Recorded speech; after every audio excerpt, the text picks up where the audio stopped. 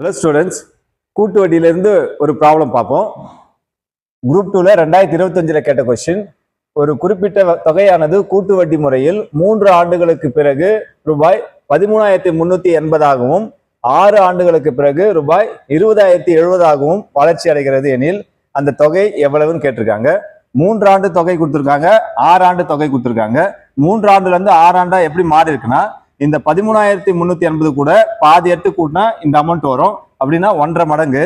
அப்ப இங்க இருந்து 3 ஆண்டுகளுக்கு பிறகு ஆஃப்டர் 3 இயர்ஸ் இந்த அமௌண்ட் எப்படி மாறி இருக்குன்னா 3/2 பெருக்கினா 20,070 கிடைக்கும். therefore இப்போ பிஃபோர் 3 இயர்ஸ் கேட்கறாங்க. Before 3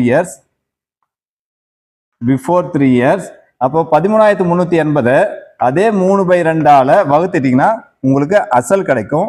amount 8,920. therefore option D answer.